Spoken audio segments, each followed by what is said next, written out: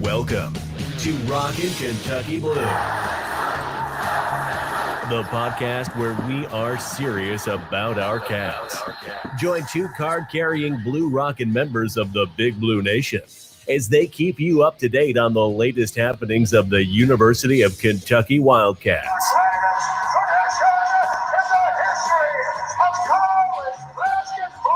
Here are your hosts, one calm member of the sports media, Michelle Mamba Brown, and one crazy fan, Jay Hayes. Good Monday morning and welcome to Rockin' Kentucky Blue. We are at episode 55 and the Cats, they're staying alive. That's right, staying alive. They're hanging by their claws from the ceiling, but they're there. Which kind of pushes us in the point of our guest, Mr. John Huang. That's him down there. Hey, it's a great morning to be rocking Kentucky Blue, right? UK women's swim and dive with the first SEC championship ever.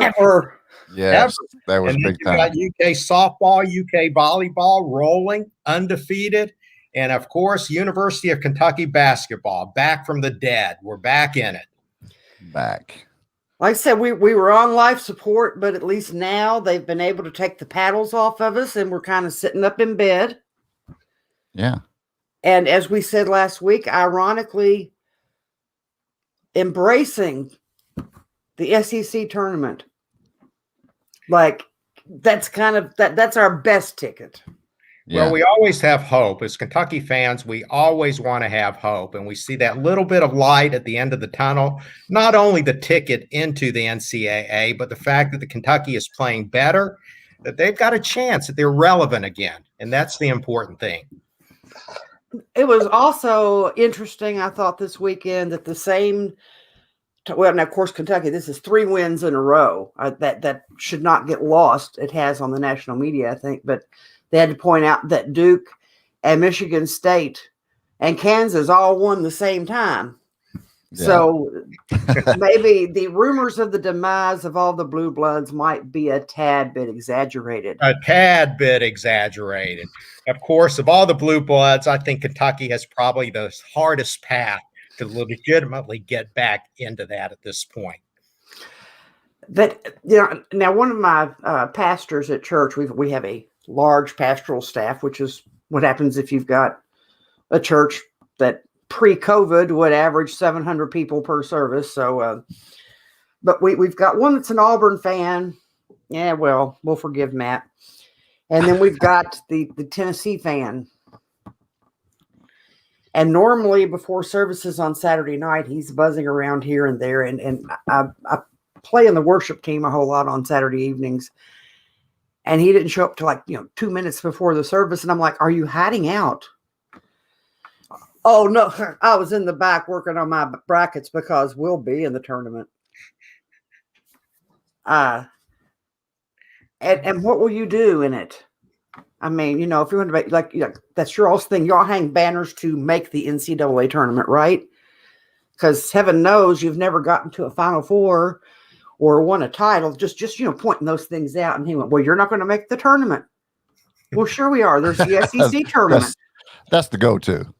Yeah, and I said, but we have the SEC tournament. And he started laughing. He goes, you think you can beat Alabama? And I was like, do you not know Kentucky in February and March? Yeah. Well, it's interesting you say that. And by the way, Michelle, when you're relaying that story, the thing that really jumps out to me is how much I miss our pre-COVID coverage.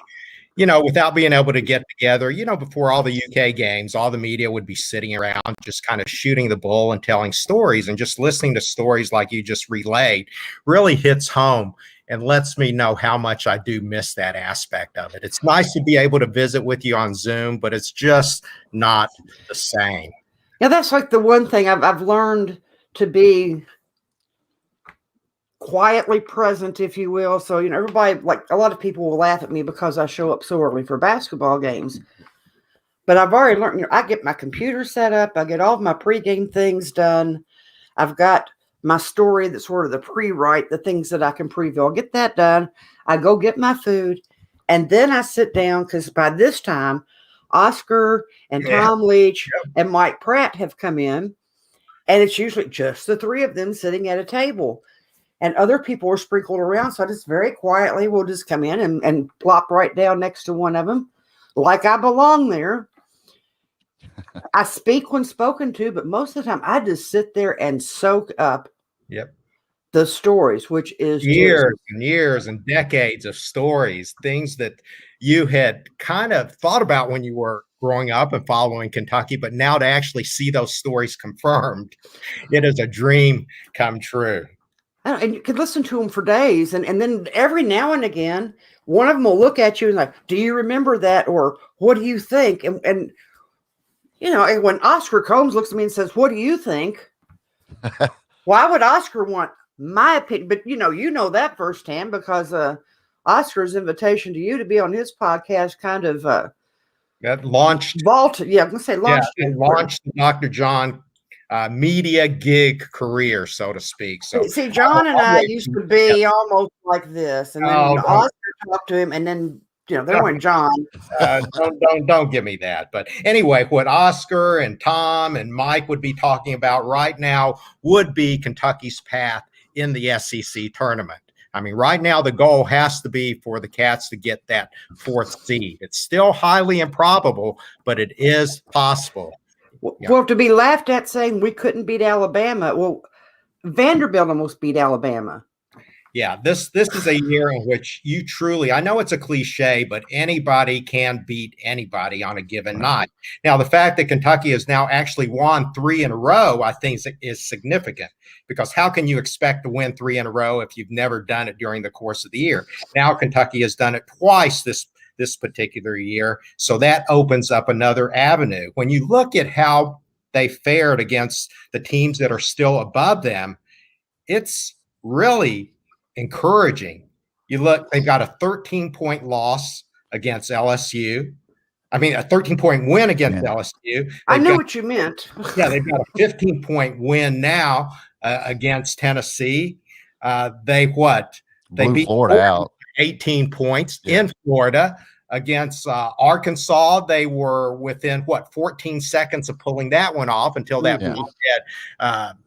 turnover. And then, of course, who else is that? Alabama. 3.5 left. Up on Alabama, so it can be done. Yeah, we had our chances to beat Alabama. What does that say about the coaching of John Calipari to stick with these kids and not give up and keep pushing? And now here he is once again, maybe a little late because we did miss some this year, COVID reasons. We missed a lot, so we're a little behind, maybe on time. What does that say about Coach John Calipari? Because I know some people in the media, some fans, a lot of fans were calling for John Calipari to apologize for not playing Dante Allen. So what does that say now about Coach John Calipari? Now, Jay, I can kind of detect a little sudden hidden in that question. But hey, I'm a humble guy. Michelle can attest to that fact. I'm frequently wrong, probably more wrong than I am when I'm right. But I'm one of the first to say I was wrong when I was wrong. But I do want to know exactly if you were hinting Kentucky media, present tense included, if I was wrong, I would like to know exactly what I'm being accused of. You did a little clever Twitter tweet with Judge Judy. So I want to put myself on the mercy of the court right now and ask, what exactly am I being accused of? So you came out with a tweet. It's been a while back, and saying that John Calipari came out and said something about the fans, and you said, "Well, that's the best that we're closest to an apology that we're going to get from John Calipari." I questioned you and said, "Apology for what?" You never did say that, and then you finally said Dante, and everybody was like, why Why would he apologize for that? Dante, because the people that were watching basketball knew that Dante wasn't that good on defense, slow to shoot the ball. He is only good. He's a set shooter, so he's only hitting shots. And then when he had that great game, he played a team that had no footage of him. So he had the kid can't shoot. Nobody was denying that. It was the fact that people were calling for Cal to apologize when Cal is the person that sees practice. He sees these practice, and it was absurd to me that people were calling for John Calipari, questioning John Calipari that he was wrong, that he was wrong for not playing Dante. Yeah, probably two things, and I think there are two issues here, and I don't want to get them confused. I think my reference to John Calipari apologizing was basically to him apologizing to the fan base. Michelle knows this. Cal has always been a little bit snarky toward the fan base in terms of what he knows versus what they know. Of course, he should do more. He's getting paid $9 million a year to coach the team. We're sitting in the peanut gallery. So even with the media, all those quips about, hey, I made a couple of these changes. You guys probably didn't see it because you were looking at your phones. You weren't watching the game. Probably true to some extent, but there are some members in the media who are very, very knowledgeable about the sport. So I was basically making a reference to Calipari being a little bit more apologetic to how he was addressing the fans. There's been a lot of chatter about him talking down to the fan base. I think he admits that, because if you noticed recently in his last few press conferences and last few radio shows, he has gone out of his way to make sure that he compliments the Big Blue fan base. That's a good thing. That's a big part of Kentucky basketball, and I don't think that should ever be poo-pooed. As far as the Dante Allen thing, you're absolutely right on that, Jay. But what do you really expect? Look at the timing of when all that came out. All right, Kentucky was struggling. They couldn't hit the broadside of a barn. BJ Boston wasn't cracked up to be the shooter that he needed to be. Davion Mintz wasn't hitting the shots. Devin Askew, he couldn't really do anything. So the Kentucky fan base and the media, they were just drawing for straws. And who better to come up and pick up the team than somebody like Dante Allen? And what did he do for 3 games? He excelled. 23 points, that Mississippi State game? That's always going to be referred to as the Dante Allen game from here on. Then who they play next? They played Vandy, right? I think he had 14 against Vandy the next game. Against Florida in the big win, he hit 2 huge threes. So the mindset at that time was, holy cow, what have we been doing? This guy's been saddled on the bench. All of a sudden, he comes in, he's hitting shots. Kentucky goes on a 3-game winning streak. Then they put him in the starting lineup and immediately struggle. Yeah, unfortunately, and this is where I feel extremely bad about, is how it affected Dante. You're right, Jay. He's one that he needs to be a set shooter. He needs to be given the ball in the right position where his feet are set and he can go up. With the added pressure, with him being a Kentucky player, and Kentucky players are always going to have additional attention. They're always going to get additional support. It got to his head. Right. Well, now teams have that scouting report. Do not let him shoot. Do not let him shoot. So he is not going to get a good look at the basketball by any means. His next assignment is to learn how to create a shot and not have one made for him. He's got to adjust, in other words. He's got to take what the other teams have given him, and he's got to adjust his game to where he can still go ahead and help the team. Did Cal know that? Did Cal know his personality? Did Cal know how he was going to react in practice? Probably a heck of a lot more than we did. Right. And I'd like to say too, you say drawing straws. This is 11 years in. Everybody knows this is how Cal works. This is not new. This is not a new thing that Cal does. I mean, every year he does this and has his some better than others, but he always has that struggle point. And then he gets his teams there. And But you know, I was just questioning that, and there was no disrespect in my comments. It was Twitter fun for me because you know that I enjoy your articles. Yeah, no, this is all in good fun. In fact, I kind of joked that I was walking into this ambush. Before we do get into the ambush any further, let me just go ahead and do a little bit of selfless self promotion. All right, Sure. Okay. Well, just a second here. I want you to know I am here. I'm here live. I'm not a cat. Had to do that. No, Jay, in addition to my personal blog site, KYHuangs.com, and all the UK coverage I'm doing for the NOLA Media Group, I am now officially the editor-in-chief of the website, justthecats.com. You know, we put a lot of time and effort into that. We're real proud of the original content that's coming out of there. So just appreciate all your listeners going on there and checking it out and giving us a chance. But anyway, back to your point. In Cal, we trust. We should know better. But I'm a firm believer that as part of the media, as part of the fans, we need to kind of continuously keep him accountable.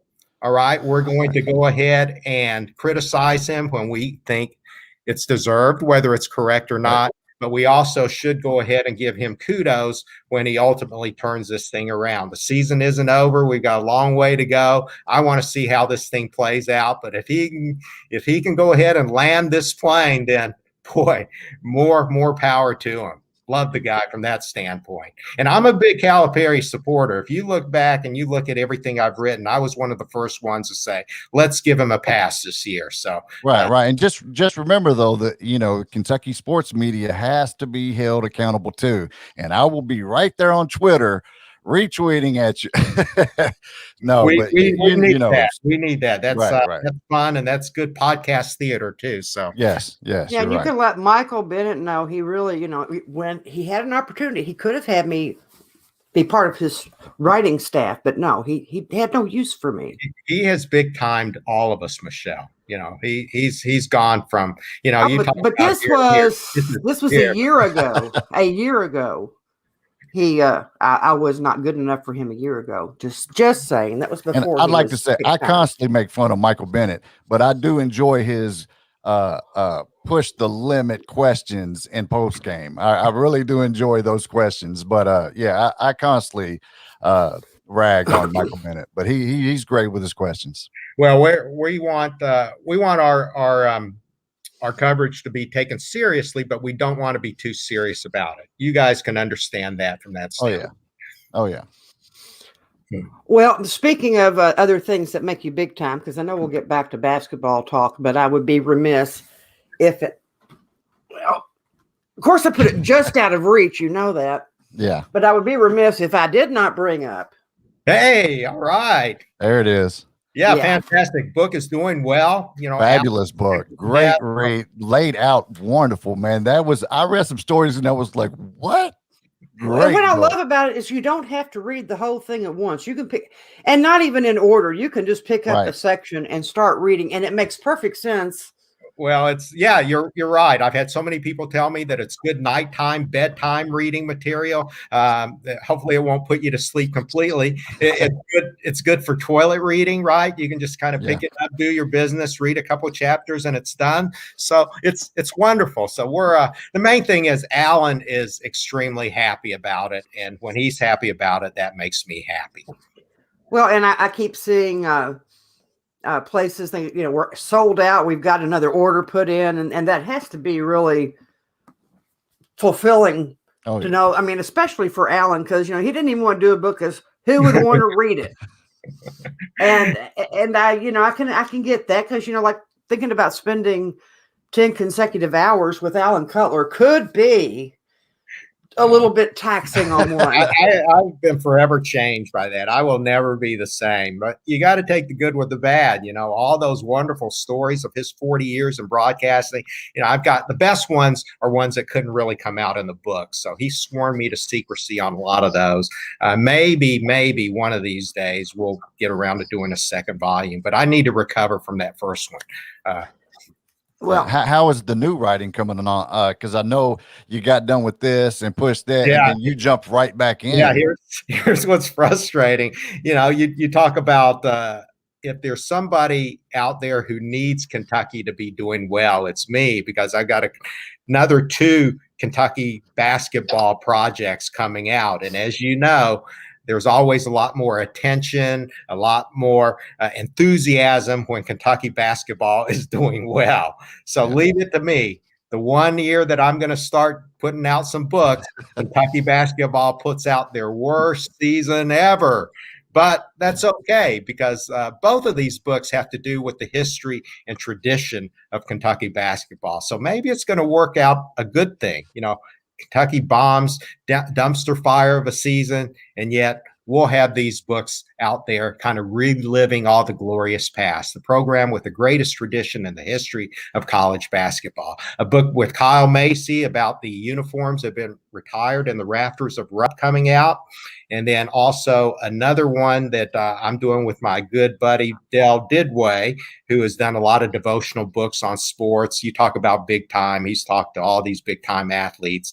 We're doing one specifically on Kentucky and Kentucky passion, the passionate Kentucky basketball program, plus the passionate Kentucky fan base. Going to have some pictures taken by my brother. So it's kind of a family project there also. I can't wait. Looking forward to that. That's going to be due out hopefully sometime this coming basketball season, 2021-22.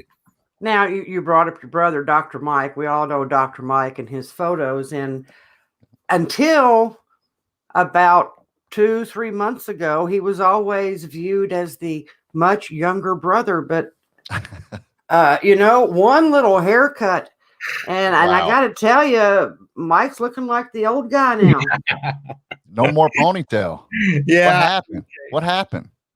Well, I'd had it for about 5 years, and I'd spent 5 years being the hippie that I always wanted to be, and I figured it kind of served its purpose. So, plus, I figured, hey, Kentucky is not doing that well. Maybe I'll change things up, fix the mojo a little bit, cut it off, and we're here. Yeah.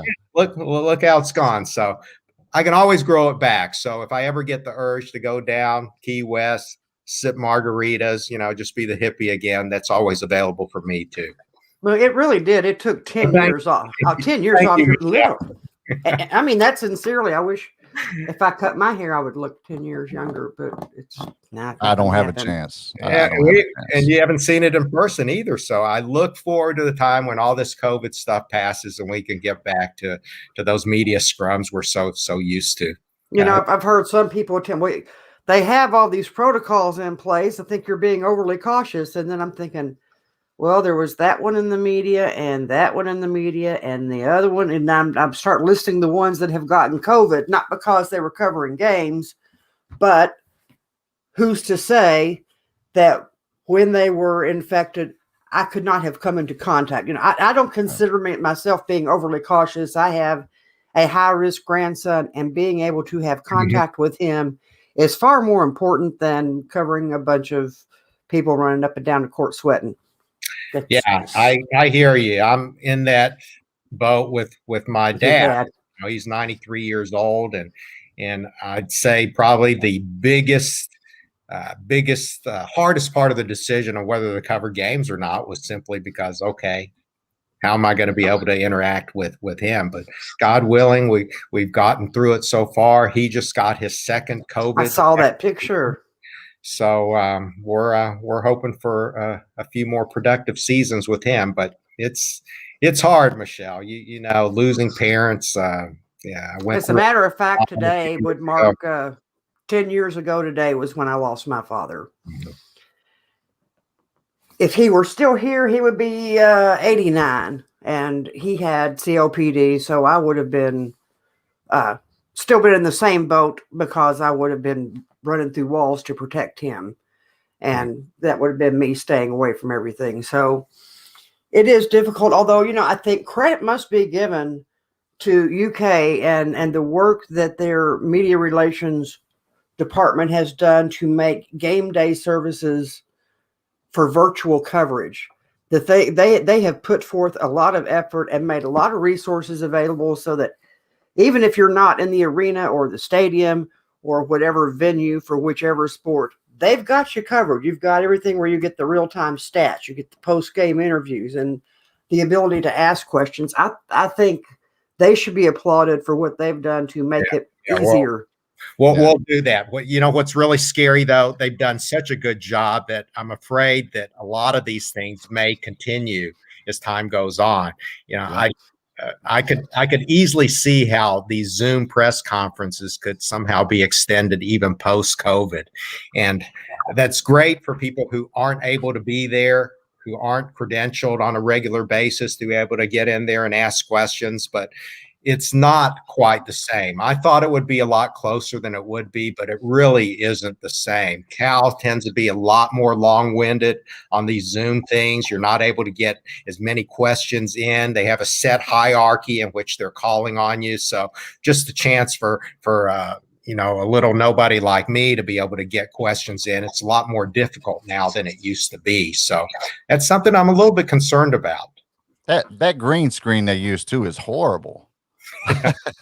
Yeah, I mean, like there's been a lot of pictures there's been a lot of pictures put out with Cal, like, look how bad. And I don't really think it's, it's just the after game. I think it's the background, the green screen that they use is just, you duck in and out, you move, and it's just not good at all. Yeah. So I don't like, I'd rather see, or hear post game with all the credentialed media people there. Mm-hmm. So, yeah. Well, I don't see it being a permanent replacement. I can see them maybe picking and choosing times to go that manner. I mean, that's just kind of, is my take on it. There's maybe weeks that he just doesn't want to deal with us. Well, that could be, but it's not about him. It's about us, right? There you go. Here's the other thing that I found very difficult. It seems like it's a lot harder to get any unique content anymore because everybody is seeing exactly the same thing. You're getting the same feeds. You're watching the same Zooms. You're hearing the same answers to all the different questions. So everything seems to be recycled and regurgitated. The best times, Michelle, as you know, during those were after the game, when you had the players out, everybody asked all their questions, and you could kind of sneak around at the very end and get the individual, unique, personalized questions that you wanted after everybody had gone off to write their stories. Right. So we don't get that anymore this year. So I think you're seeing a lot less original content coming forth.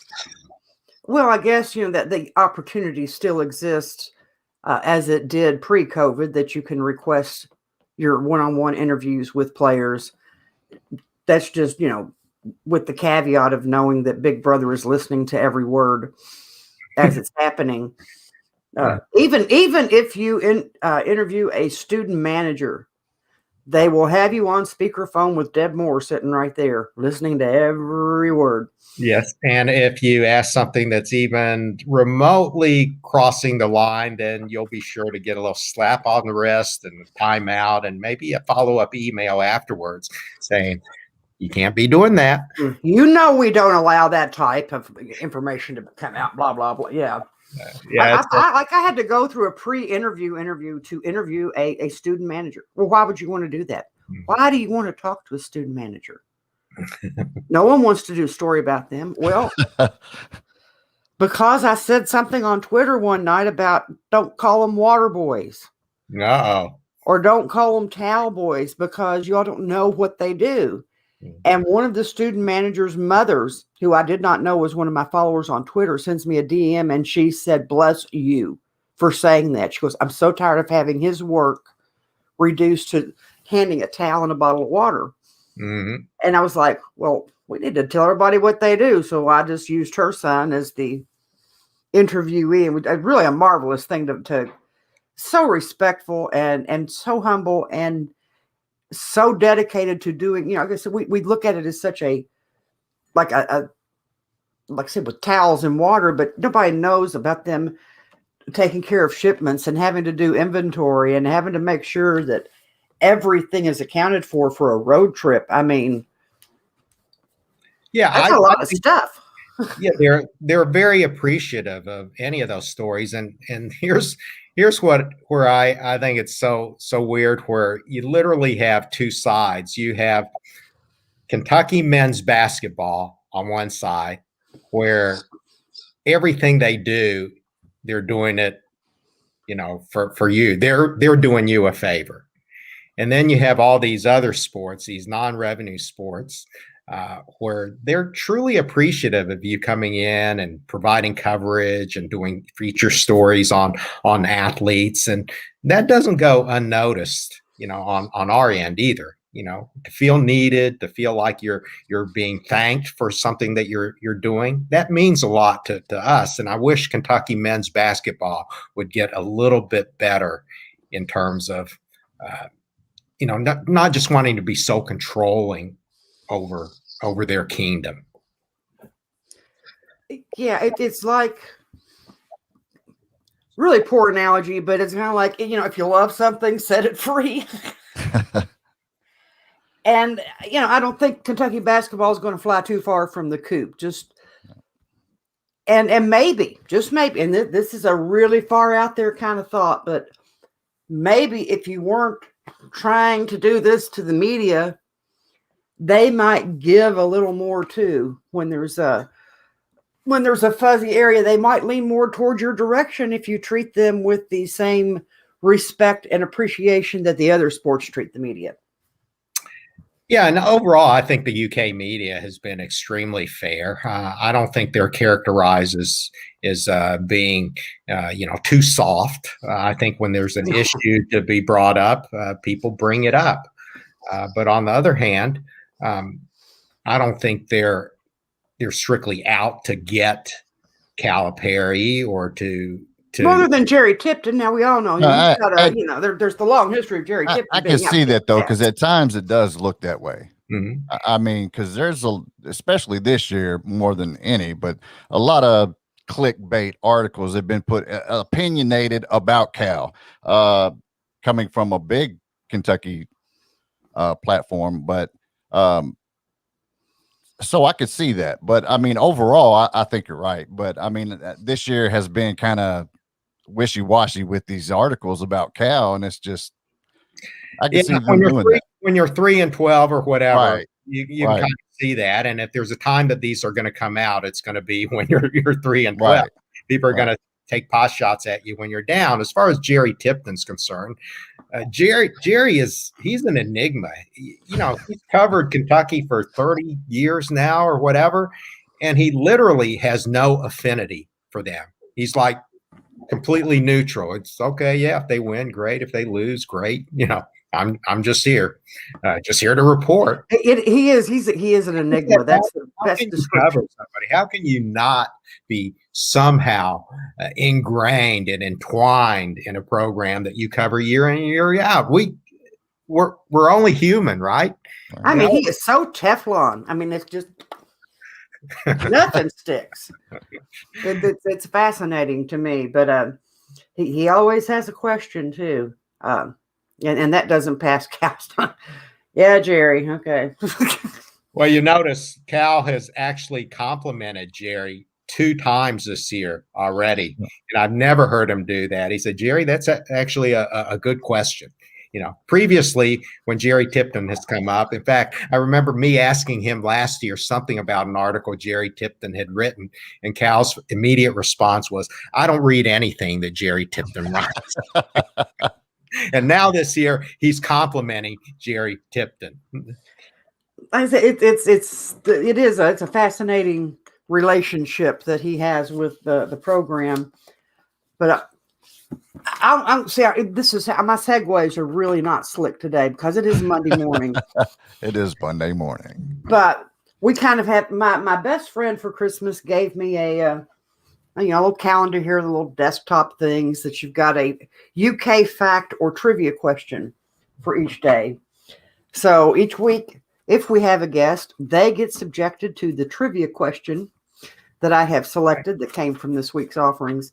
And this is perfect because And see, for those that don't know, the reason John and I became friends really was because of the non-revenue sports, because we both kept showing up, and I'm thinking, I'm seeing him everywhere, and I wasn't seeing any of the quote unquote big names at that time. You're now a big name, but at the time, it was you and me and maybe somebody from some website we've never heard of. Yeah, a couple of interns from the Colonel, you know. And and we'd be at baseball games, at softball games, and women's basketball. So I'm like, I see you all the time. This is who I am and who I write for. And so a friendship was born.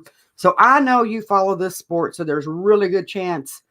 And when I looked at it before I checked out the answer, I had it narrowed down to the correct person and one other person. So we'll see. What Kentucky student athlete won the 2019 Senior Class Award for softball? 2019. Let's see. So that was just last year, right? I would want to say who was a shortstop that went on to dental school? Was that Katie Reed? Yeah, Katie Reed. I'll say Katie Reed. That's the correct answer. Okay. All right.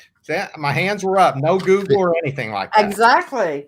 See, I knew I didn't want to say anything though. Because you didn't know, but I had it down. I was thinking, was it Katie Reed or Abby Cheek? You know, Abby was a year earlier, I think. Yeah, Abby, that's what I came up with. Women, Abby was a year older than her, so it had to be.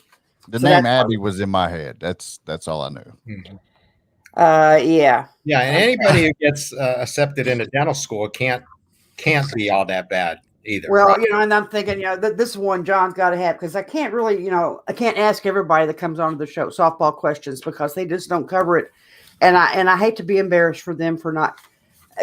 Just like you brought up at the beginning of the show, and last night, bless the SEC Network's heart, they did the replay of the swim and dive championships, and it was so exciting. I mean, I've been following them online and seeing, personal best record, league record, team record, on and on and on, and winning this race and that. They've had such a successful season, and to win the championship and to actually get to see that on TV and hear the commentators, well, yeah, Florida's got the lead, but Kentucky, backstroke you. That's what they're calling. And then they came out there and just obliterate. And like I said, and you're beating a swimming school. Yeah, absolutely. And you know what the best part of the celebration was? You saw that right at the end, right? Exactly. Yeah. Mitch Barnhart taking a nice dive. Going into the pool, yeah. It wasn't quite a 2.5 somersault, 3.5 twist in the pike position, but it was a semi-cannonball, maybe a can opener, into the pool, fully clothed. Although he did have his shoes off, though, so he wasn't fully clothed. And what was a neat thing also, afterwards, when they showed everybody in the water, Mitch wasn't front and center either. He was kind of sitting off there in the background. So that's Mitch Barnhart. Say what you may about him, love him or hate him, what he's done for the non-revenue sports and the support that he has for all his student athletes. I mean, here's a guy who goes around and he knows everybody by name. He knows their entire story. His concern and his support and his encouragement for his student athletes is absolutely sincere. So kudos to Mitch from that standpoint. And then for those that complain about, he's just, especially football or basketball, he's just catering to the big donors. Well, the big donors make it possible for him to support the non-revenues. And these kids, not everybody can play basketball. Not everybody can play football. And when they're bringing positive attention, and and if you've noticed the golf teams this year, they're out there, there's a much smaller contingent, but they're out there playing some of the best golf you've ever seen from the University of Kentucky. And it's just a positive experience that people are getting to see from UK every step of the way. And I just, that just gets me all excited. That's a wonderful legacy that Barnhart's going to leave to the university. And of course, now they've got that entire complex named after him. I think it's the Mitch Barnhart Athletic Complex. And, I've done a lot of road tripping throughout the SEC now. My goal is to get to every one of those different venues, but to kind of see the structures that have been built around how nice that is off of Alumni Drive. That's a great testament to Mitch and to what the university feels about him and what they've done and the money that he's raised. Yeah. And I'll add too real quick. Stop asking about the checkerboard. Mitch is not going to entertain your questions. I don't mind them. I think sometimes they do tend to get they're a little bit too front and centered on the basketball uniforms. I think they actually are good on everything else. And his explanation has always been it's kind of a reference to Kentucky and Secretariat and the silks associated with that. And, I don't have anything against it. To me, let's get real. He does not design the uniform. Right. You don't have, Mitch Barnhart over here in his office, with his little design tool. Right. No, well, I mean, he does have input. But and he has say so. So that's what people are getting if at. he said, I don't want those, I don't think Nike would put them on. So I think you have to. I do think he likes them, and I actually think that if people hadn't been so obnoxious about it for so long, they probably already would have been gone. And at this point, it's just kind of like, screw you. So you're saying he's digging in his heels on this, right? Right. Something as petty as checkerboards on a uniform. I think so, because he's too gracious to say something to everybody's face about it. Other than, you don't need to send me any more emails about it. Yeah.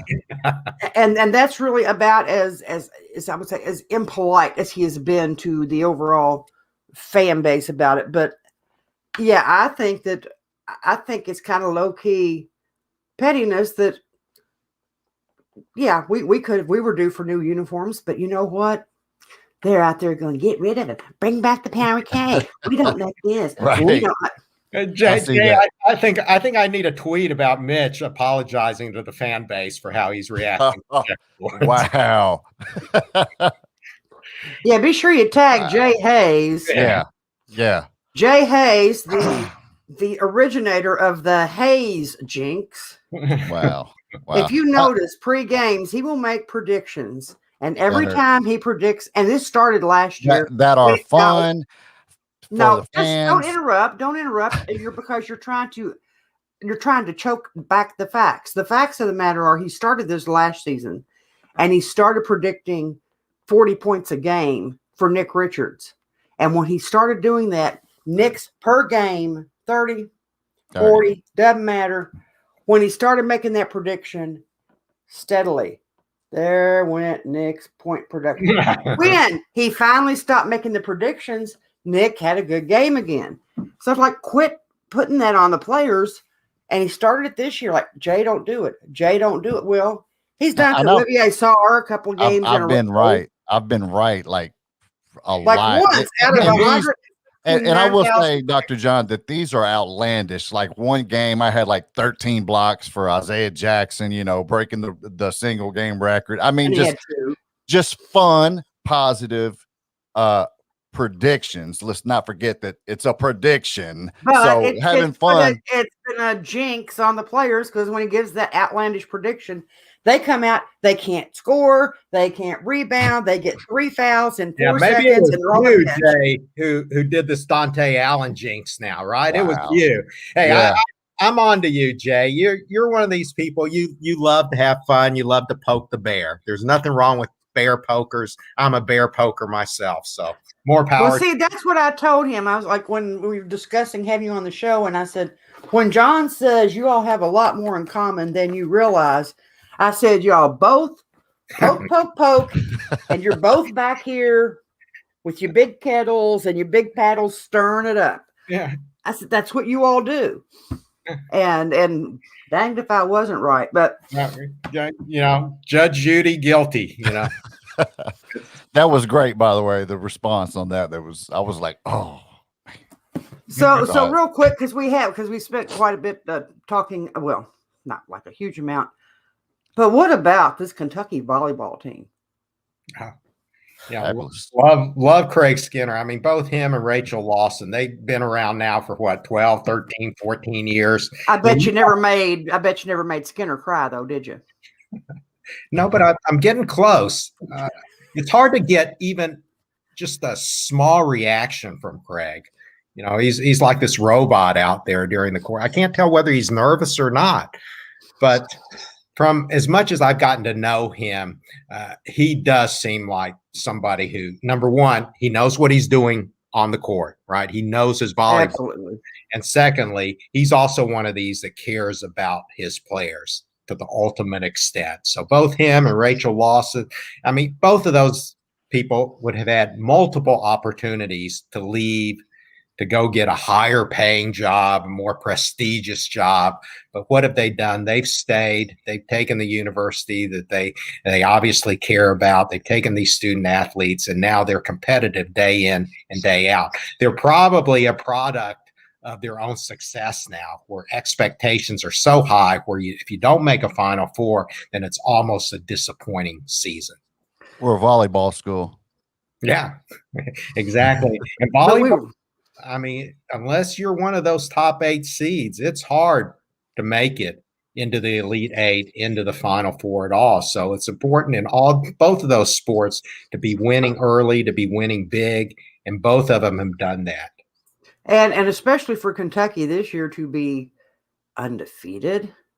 Mm-hmm. That's the whole thing when it comes, because there's a whole lot of subjectivity to seeds 5 through 8, generally speaking. You know, you usually know the top 4 or 5. They kind of distance themselves a little bit. Yeah. The other ones, you could make a case for quite a few teams. And I think that Kentucky has decided to kind of grab the bull by the horns and make their own case. Like, you cannot ignore us now. Right. They're ranked, what, 3rd? Yeah. And volleyball is a sport. It's so hard to get upsets against good teams. I don't know whether, I think it's just the way the sets are structured, 3 out of 5. You know, it is very difficult. I bet you if you go back and you look and see the seedings and the number of upsets, it would be fairly minuscule. The top seeds always seem to win, whether it's home court advantage or what. So it's important for Kentucky to continue winning, to continue keeping their rankings so that they can continue to get that top seed toward the end. I was really disappointed they didn't get to play this past weekend. Was it Was it South Carolina? No, South Carolina? No, we played South Carolina in basketball. That was kind of sad yesterday. Yeah, that last night, that was rough to watch. Yeah, that's another thing that we had such huge expectations, and I'm sorry, I don't mean to keep jumping around on all these. No, please do, because there's a lot of old sports to jump around. All blue, and you know, even before Matthew Mitchell announced his retirement, the expectations for this team were off the charts. Yeah. What was the biggest weakness that his teams always had before? It was lack of big men, lack of post presence. Yeah. And they thought that this year, with the addition of Olivia Owens and Adriana Edwards and Nia Leveretter, that they were going to have the big bodies to compete with the South Carolinas, the Tennessees, the Mississippi States, the SEC. It hasn't been the case. It's the same old story, time in, time out. They cannot defend the paint. They don't have the bodies. They don't have the talents. It gets ugly when they're playing these teams with big post presence. Although, to their credit, they did handle Tennessee. They did. Yeah. But Tennessee also didn't have their best big. Yeah. She was out due to COVID. So unless they find some way to shore up this defense in the paint, and that's more than just defending against big players. They've got to keep these straight line drives to the basket out. They've got to do a little bit better in full court transition to keep the layups on the other end. If they don't do something to shore that up, then unfortunately it's going to be the same old for that team. All right, they'll have maybe 1 or 2 wins in the postseason, and then early exit and wait till next year. Do you think, though, looking forward, that Elsie now at the helm, that she will be more proactive in addressing those shortcomings in that position? I'm sure she's trying. I'm sure she understands it and realizes it, but she's also been put in a difficult position this year. Jay, you talk about coaches who are thrown into the fire. I mean, how do you really adjust with potentially arguably the best player in the nation on your team and still promote this being a team? So I think a lot of times she's still, when is it do you just draw that line and say, I've got the best player in the nation, I'm just going to put the team on her back and let him ride this horse? Now, she hasn't done that with Ryan Howard. Ryan Howard has had up and down games. She's had games in which it almost looks like she's sitting back and being too much of a facilitator. Yeah. Got this All-American. She's arguably the best player to ever wear the blue and white. Why isn't she doing more? So I'm not criticizing. I'm just throwing it out there. I think that's a lot of her personality, is that she's such a team player. And she's not about herself. I said, she's not all about Ryan. She's all about the team. And I think she needs that endorsement from her coach. It's okay to be the best player on the team. It is okay to be the best player in America. Go out, you do you. It's evident. It's evident at times, we'll get behind, and of course, who do they go to? Three, her, and she takes the game right into her hands, and then that's it. Once they get back in the game, it's okay. Now here's my team again as well. Right. So I mean, she's you gotta love the attitude. I mean, that she wants to keep her team, but at the same time, I kind of wish her teammates would say, "Carry us." Basketball is a team sport, but when you have a transcendent talent like Ryan Howard, you've got to ride that horse. And I don't think Kentucky has utilized her scoring ability near as much as they probably should have this year. Still doesn't excuse no defense in the paint. But no. Oh my God, we got killed on the boards. It was while we weren't paying 49 to 20 or something. It was like I couldn't believe it. What I was watching, I was like, what? Yeah, it was worse even seeing it. I mean, they were reaching up, grabbing that ball and putting it back. There was no fight at all. And you saw Kiki and Todd, they're kind of like, what are y'all doing? And instead of fighting for the rebound, they're like, why are you taller than me? Very passive. Yeah. And that's not their personalities, which is that's the part to me that there's a lot to be said for what, your rebounds. I'd say 20% is height, 80% is effort. Mm-hmm. Yeah. And what's really strange is I almost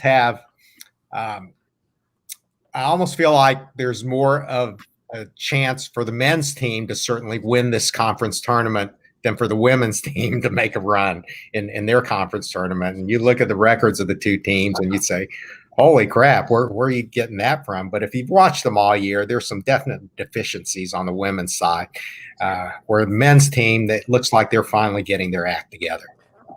And one last non-revenue to mention, because what a week they had. And I mean, every time we turned around, how many run rule games did softball have? They're now sitting at 9-0. Yeah. They've outscored their opponents something like 100 to 6 or something like that. Yeah, if they'd save some of that for conference. they do. Right. The SEC, and that's the weird thing. Even as great as they are at 9-0 and a juggernaut, they're still like the 4th or 5th best, highest ranked team in the conference. So they've got that gamut of conference games that they need to prepare for. And Rachel Lawson, in her media day, she kind of acknowledged that. She says, this is a team that we need to get out the gate early. We need to win quickly. We need to win big. We need to make sure that we have all these wins stacked up for our resume for when we do get into the conference. Well, they're stacking them up and at a very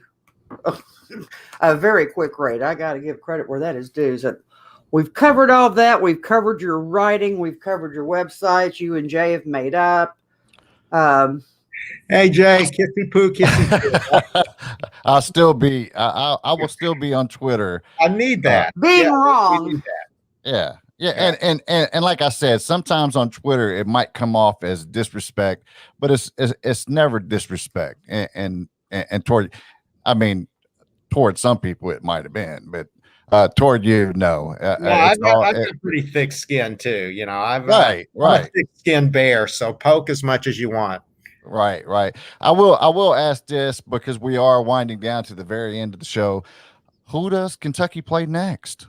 Since the Texas A&M game got canceled, who is going to get lined up for Kentucky next? That's an interesting thought, Jay. And for everything that I've heard about it is that it could be anybody. It's probably not going to be Detroit Mercy because they're already in their Horizon League tournament. So whether that's a good thing or bad thing, I don't know. I think Kentucky needs wins, but they also need continued good wins that mean something.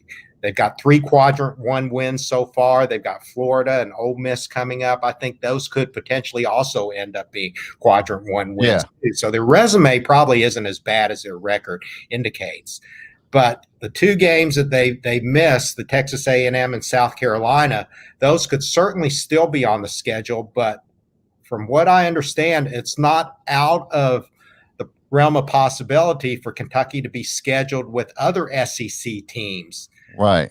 That, for example, somebody like a Georgia that they've only played once, or maybe even a Missouri again that they've only played once. And both of those were away games, so it'd be natural to think that they could be coming back to Rupp Arena for a rematch. So I think it's open. It's an interesting year. It's 2020, 2021. Anything can happen. I'm not putting it out of the realm of possibility. I think they would play though. I think they would anything outside of conference. Any games outside of conference? I haven't heard. That probably complicates things a little bit more because of the COVID protocols associated with that. Boy, I'd love to have. Well, we missed the Texas Tech game. The state of Texas is totally incompetent when it comes to the protocols. Yeah, right. And there's a team in Louisville that could be interesting. Yeah, that'd be a good one. Let's have a little rematch on that. That's also a team that they could also win now.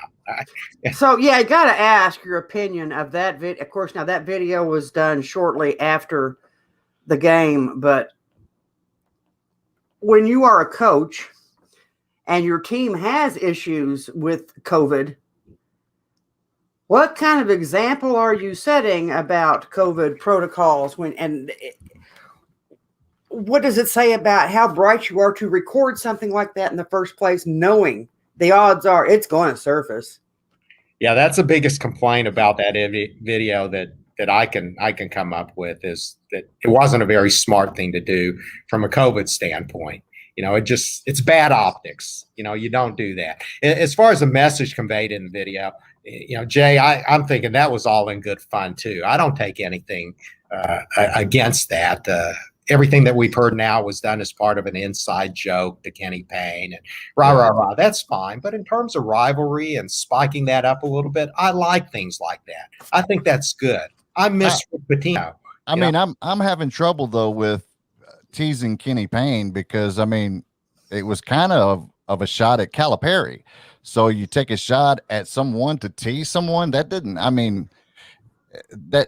don't know. I'm having trouble with that.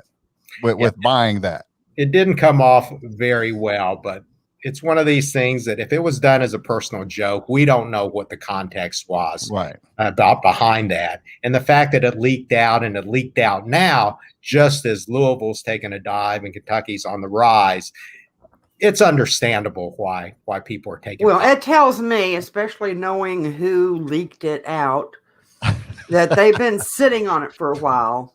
Oh, yeah. Because it's not, they're not playing well, but let's wait till they really tank one. Let's wait till they take a big nosedive, then let it come out and say, see how ridiculous you want to make fun of Kentucky? Look in your own house. Yeah. Are you referring to somebody who's maybe having their own show on now at about this time too? Or am I? Yeah. I might be making such a reference, but yeah.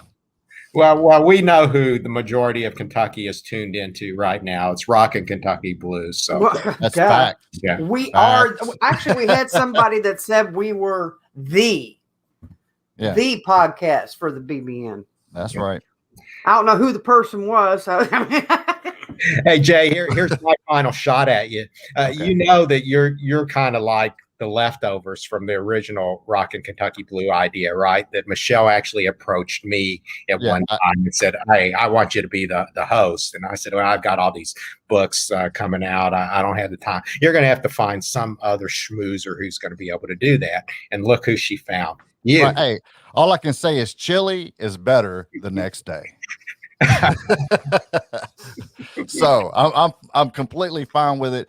Thank you so much, Dr. John, for coming on and talking about that, and you know, having the trust to know that it wasn't like attack on you, and that it was just, hey, what was up with this, and just appreciate your time, because I know that it's valuable. So thank you so it's much. just poking the bear, Jay, and you do a great job with this, and I'll always be indebted to you and Michelle for helping launch the Cutler book, because if you remember, that just took off right out of the gate, and we were one of you were one of the first podcasts that we jumped on together on. Yeah, and that made the first that both of you appeared on at the same time. Yeah, thank you so much. I can't wait to do it. Maybe I'll have Macy on, and we can do the Macy book when it launches. I'll hold you to that one. All right. Good deal. Thank you so much. Thank you, John. All right, y'all have a great day. Go Cats. Go Cats. So there you go. And now that filled up an hour. That did fill up an hour. And we covered everything. I mean, I can't think of anything that we left untouched on our bullet list, if you will, the things that we want to make sure we mention. But they just kind of got all. I will mention too, with that Louisville video that surfaced, I added some audio to one, and it's kind of out there. It's kind of out there everywhere. So if you get a chance, check out that audio that I put with that silly Louisville video. You will definitely laugh. It's all in fun. I think the video wasn't fun. I think it was bad taste, and I think Chris Mack is certainly just a goof.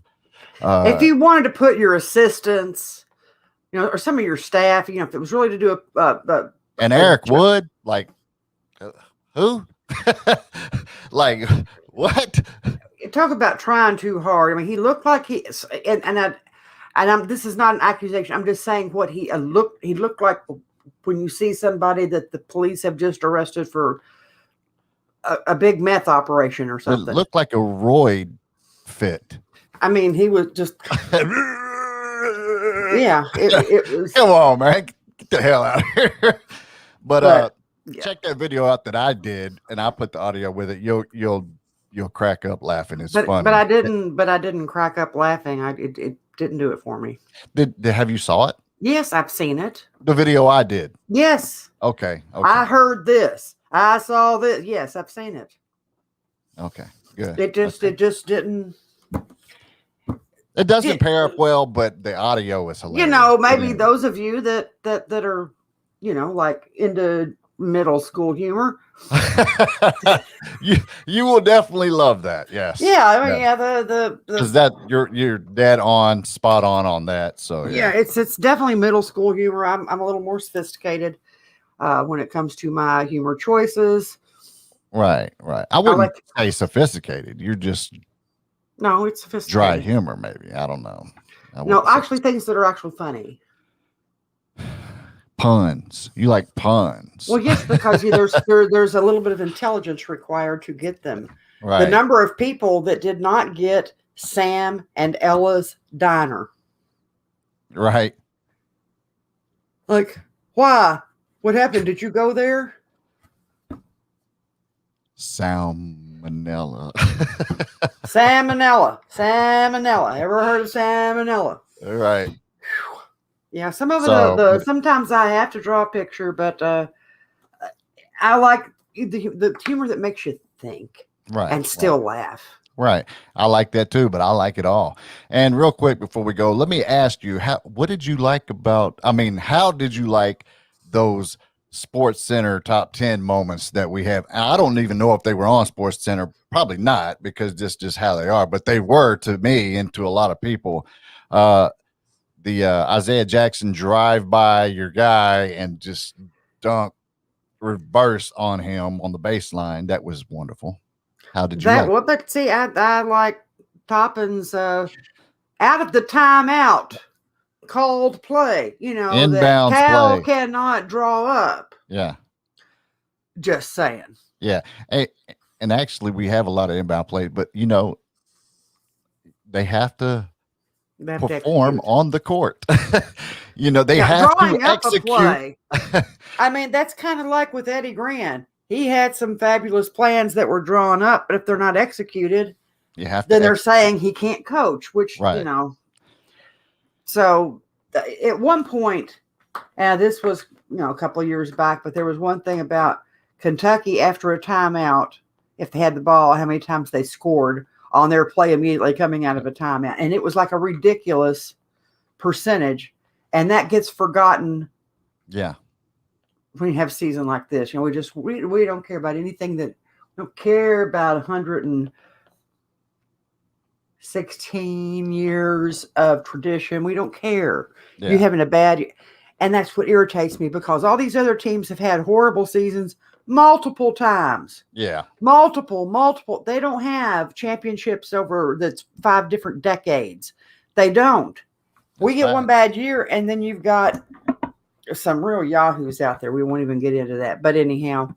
Take us out, Michelle.